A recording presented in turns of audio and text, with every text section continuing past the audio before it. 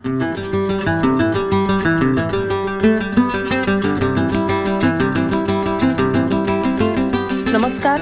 आज दिनांक 5 मार्च. जगाच्या आणि भारताच्या पटलावर या दिवशी अनेक घडामोडी घडल्या आहेत आणि त्यांची नोंद इतिहासात घेण्यात आली आहे. चला तर मग याच घडामोडींचा आढावा घेऊया आजच्या भागात. 5 मार्चचा दिवस हा इतिहासाच्या पानांमध्ये खूप महत्त्वाचा आहे, कारण या दिवशी 1931 साली मोहनदास करमचंद गांधी आणि तत्कालीन व्हाईसरॉय लॉर्ड आयर्विन यांच्यात ऐतिहासिक करार झाला होता, ज्याला गांधी आयर्विन करार असं म्हणलं जातं. या करारानंतर अनेकांचा गांधींबद्दलचा दृष्टिकोन बदलला. जे गांधींना आदर्श मानत होते तेच लोक गांधींच्या विरोधात उभे राहिले. खरं तर महात्मा गांधी आणि आयर्विन यांच्यात 5 मार्च 1931 रोजी झालेला करार काही सामान्य करार नव्हता, पण तो क्षण असा होता जेव्हा ब्रिटिशांनी प्रथमच भारतीयांशी समान पातळीवर करार केला होता. मात्र इतिहासकारांचं असं मत आहे की जर काही यावेळेस गांधींनी ठरवलं असतं तर ते 5 मार्चला भगतसिंग यांची फाशी थांबवण्यासाठी या कराराच्या वेळेस व्हाईसरॉयवर दबाव आणू शकले असते, परंतु त्यांनी तसं केलं नाही. आता गांधी आयर्विन करार काय होता हे आपण समजावून घेऊया. या कराराची पार्श्वभूमी आहे 1930ची, जेव्हा ब्रिटिश सरकारने भारतीयांना मीठ बनवण्यास आणि विकण्यास बंदी घातली होती. या विरोधात महात्मा गांधींनी अहमदाबाद इथल्या साबरमती आश्रमापासून दांडीपर्यंत पदयात्रा काढली होती, जी दांडी मार्च म्हणून आपण इतिहासात वाचलेली आहे. हा तो काळ होता जेव्हा काँग्रेस आणि ब्रिटिश सरकार यांच्यातला संघर्ष जोरात सुरू होता. इंग्रजांनी बनवलेला हा कायदा गांधींनी स्वतःच मोडला आणि त्यानंतर त्यांना त्यासाठी तुरुंगवासही भोगायला लागला. मात्र या काळात लॉर्ड आयर्विन यांच्या अडचणी वाढल्या आणि तेव्हा त्यांनी वाटाघाटीचा मार्ग स्वीकारला.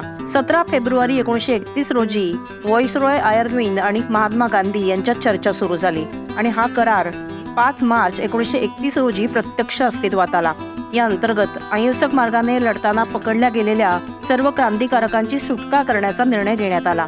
तसेच समुद्रकिनारी मीठ बनवण्याचा अधिकारही भारतीयांना मिळाला. भारतीयांना दारू आणि विदेशी कपड्यांच्या दुकानांसमोर आंदोलन करण्याचं स्वातंत्र्यही मिळालं. तसंच या आंदोलनादरम्यान ज्यांनी राजीनामे दिले होते त्यांना पुन्हा सेवेत घेण्यात आलं आणि जप्त केलेली मालमत्ताही परत करण्यात आली. मात्र क्रांतिकारक भगतसिंग यांची फाशी महात्मा गांधींना यावेळेस थांबवता आली नाही. यावेळी जनतेच्या मनात असा प्रश्न उत्पन्न झाला होता की भगतसिंग आणि त्यांच्या इतर साथीदारांना शिक्षा होत असताना ब्रिटिश सरकारशी आपला करार किंवा तडजोड होऊच कशी शकते. दरम्यान 23 मार्च 1931 रोजी भगतसिंग, सुखदेव आणि राजगुरू यांना फाशीची शिक्षा देण्यात आली आणि यानंतर मात्र नागरिकांमध्ये संतापाची एकच लाट उसळली. हा राग केवळ इंग्रजांविरुद्ध नव्हता तर गांधींविरुद्धही होता, कारण भगतसिंगांची फाशी माफ झाली नाही तर तडजोड होऊ शकत नाही असं यावेळेस गांधी एकदाही म्हटले नाहीत. यानंतर 26 मार्च रोजी जेव्हा महात्मा गांधी काँग्रेसच्या अधिवेशनात सहभागी होण्यासाठी कराचीत आले तेव्हा त्यांचं काळ्या कापडाने बनवलेल्या फुलांनी गांधी मुर्दाबाद, गांधी गो बॅक अशा घोषणा देऊन स्वागत करण्यात आलं. त्याचवेळी सुभाषचंद्र बोस यांच्यासह काँग्रेसमधल्या अनेक नेत्यांनी गांधी आयर्विन कराराला विरोधही केला होता. काँग्रेसमध्ये असतानाही सुभाषचंद्र बोस यांनी भगतसिंग यांच्या फाशीच्या निषेधार्थ 20 मार्च 1931 रोजी दिल्लीत मोठी जाहीर सभा आयोजित केली होती.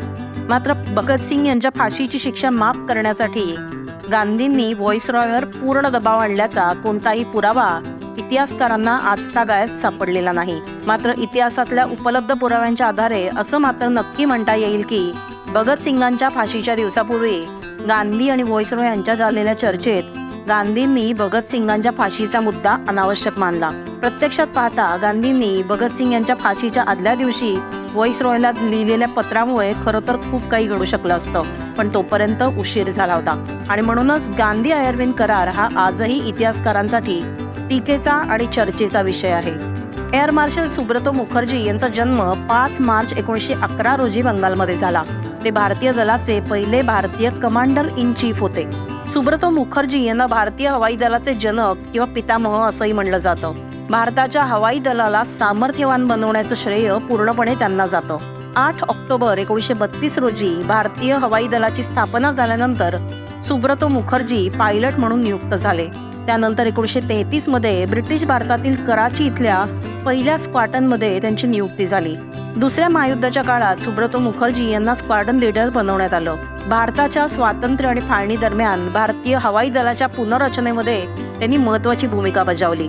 एअर मार्शल या पदवीनंतर 1954 मध्ये सुब्रतो मुखर्जी यांना भारतीय हवाई दलाचे कमांडर इन चीफ बनवण्यात आलं. पुढे कमांडर इन चीफ हे पद भारतीय हवाई दलाचं प्रमुख पद बनलं. एअर मार्शल सुब्रतो मुखर्जी यांचं 8 नोव्हेंबर 1960 रोजी टोकियो, जपान इथे निधन झालं. माघ कृष्ण पक्षातल्या नवमीला 3 वेळेस जय जय रघुवीर समर्थ हा घोष करून समर्थ रामदास स्वामी समाधीस्थ झाले. ही तिथी पुढे श्री दास नवमी म्हणून साजरी केली जाऊ लागली. मराठवाड्यातील जाम या लहानशा गावातल्या ठोसर घराण्यातून आलेला नारायण सूर्याजी पंत कुलकर्णी हा 12 वर्षाचा कोळा तरुण पुढे अखंड भारत भ्रमण करत अंतिमतः सज्जनगडापर्यंत पोहोचला तेव्हा ते समर्थ रामदास स्वामी बनले होते.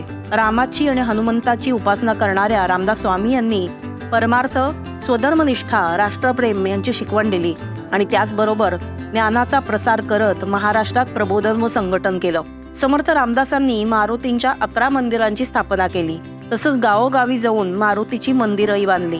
मारुती ही शक्ती आणि भक्तीची देवता असल्यानं या मारुती मंदिरांच्या परिसरात त्यांनी तरुणांना एकत्रित करत व्यायामाची प्रेरणा दिली.